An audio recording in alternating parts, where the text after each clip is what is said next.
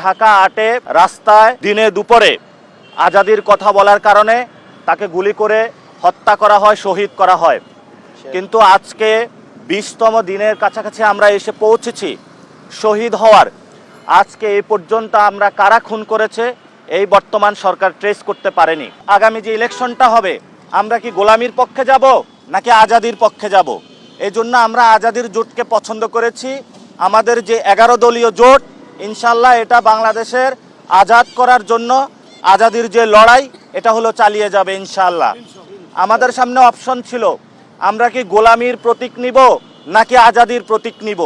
এজন্য আমরা আজাদির জোটে থেকে আজাদির প্রতীক শাপলাকলিকে আমরা বাছাই করেছি আমাদের সামনে। আমারই সহযোদ্ধা শহীদ ওসমান হাদি বিচার হওয়া পর্যন্ত এবং আজাদির যে লড়াইটা উনি শুরু করেছিলেন সেটা সমাপ্ত করা পর্যন্ত আমরা নতুন করে আবার তাদের সেই আজাদির যে যাত্রাটা আছে সেটা আজকে এখান থেকে নতুন করে আবারই শুরু করলাম।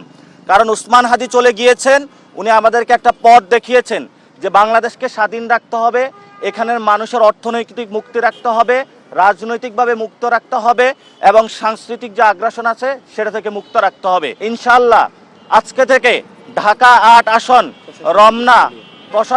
রমনা, শাহবাগ, মতিঝিল, শাহজাহানপুর যে অঞ্চলগুলো রয়েছে এবং পুরো বাংলাদেশকে আমরা আজাদ অঞ্চল হিসাবে ঘোষণা করলাম।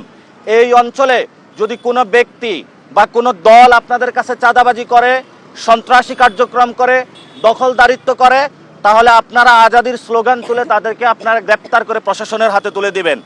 আর প্রশাসন যদি এই চাঁদাবাজদের পক্ষে দাঁড়ায়, সন্ত্রাসীদের পক্ষে দাঁড়ায়, আধিপত্যবাদের পক্ষে দাঁড়ায়, তাহলে তাদেরকেও বিরুদ্ধে আপনারা যুদ্ধ ঘোষণা করবেন।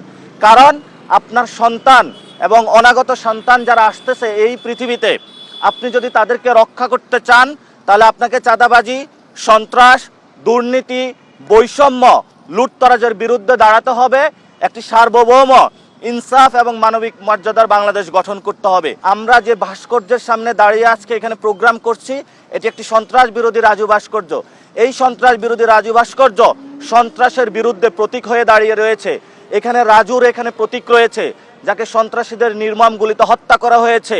সাম্য হত্যাকাণ্ডের বিচার পায়নি, হাদি হত্যাকাণ্ডের বিচার পায়নি। সকল হত্যাকাণ্ডের বিচারের দাবিতে আমরা মাঠে নামতেছি। আমরা বিভিন্ন জায়গায় খোঁজ পাচ্ছি প্রশাসন একটি দলের দিকে হেলে পড়েছে, অর্থাৎ সেই দলটি হলো বিএনপি। সবাই বিভিন্ন জায়গায় যখন আমাদের তারেক রহমান বাংলাদেশে এসেছেন আমরা তাকে স্বাগত জানিয়েছি, কিন্তু বিভিন্ন কর্মকর্তা কর্মচারী প্রশাসনের তারা রোডের পাশে গিয়ে তারেক জিয়াকে অফিস বাদ দিয়ে হলো সালাম বিনিময় করেছিলেন। এই কর্মকাণ্ডগুলো আমরা শেখ হাসিনার আমলে দেখেছি, কিন্তু আমরা এই বর্তমান বাংলাদেশের কর্মকাণ্ডগুলো দেখতে চাই না।